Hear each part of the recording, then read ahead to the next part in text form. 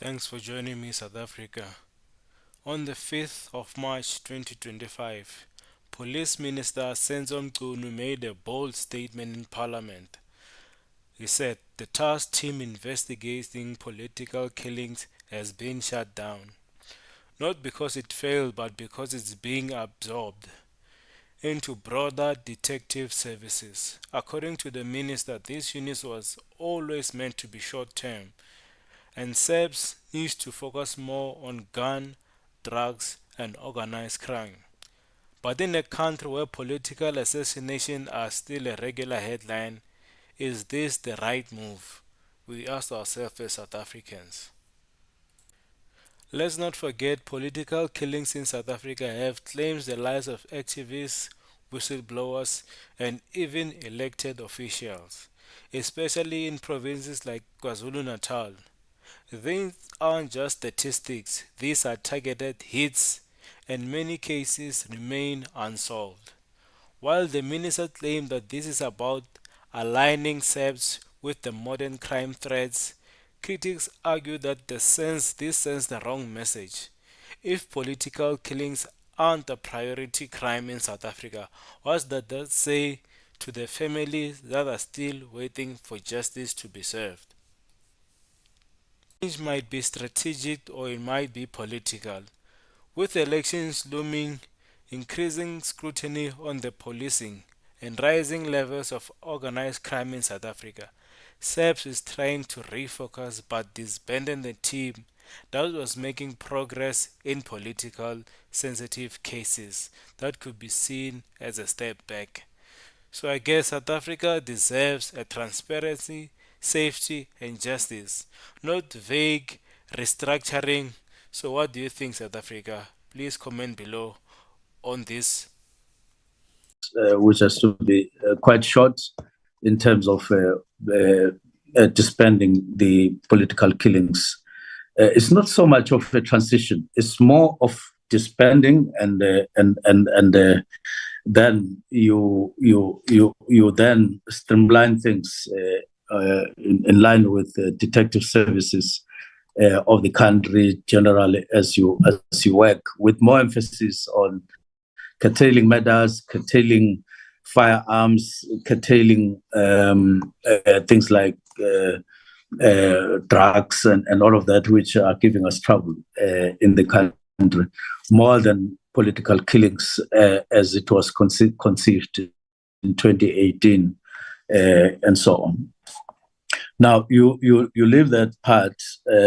You then go to the last one. One of the oversights that got created when the political killings unit was established was to have one person heading political killings team, but at the same time doing intelligence, head of intelligence. Now, I regard that as an oversight, maybe unintentional, because running intelligence services, crime intelligence services in the country is quite an important task, 24/7.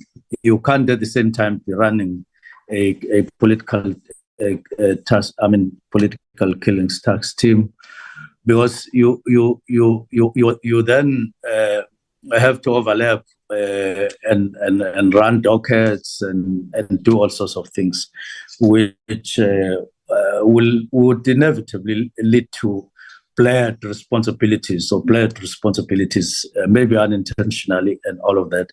So we are dealing with all these matters, clean them up, and we would want to get your support in moving with these processes, and then in due course come back to report on outcomes of our discussions, investigations as outlined, and further discussions within SAPS to make the organization function better overall, as it were. Get us clear, Chair, and the Portfolio Committee. There's nowhere where we talk about political killings task team not having done good work or good job, despite the weaknesses or despite certain issues that needs to be attended to. There's nowhere where we say so. but we are rather saying it's a split. It has played its role, and we need to get to a different. We're in a different period and different conditions, and we have to align ourselves with such. That example of murder and robbery with a number of tasks under it is one. And we had a meeting last Thursday where we're looking at this poll as a whole and saying how do we shift SAPS as a whole to operate on a cutting edge as a result of crime and crimes that are being committed, despite the decline, but not at the level that we want in terms of the levels of crime.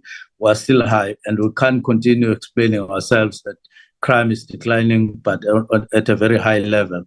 With 263 murders, for instance, in the Cape Flats alone in 3 months. That's too high a number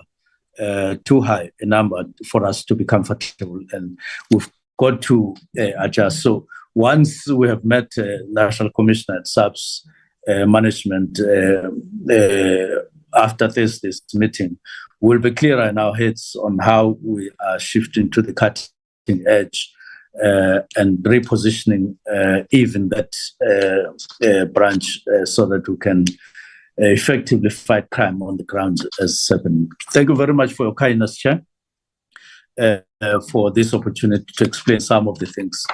And I do want to say to the Portfolio Committee, some of the questions that we're facing in Parliament this afternoon, we will use the context of this discussion and to respond to them so that we are aligned. Thank you very much. Thank you. Thank you very much. Maybe the deputy ministers may want to make a comment here and there. I'm just saying in case they want to, for them to be given an opportunity. Thank you, Chair. Thank you, Minister. I will give them an opportunity.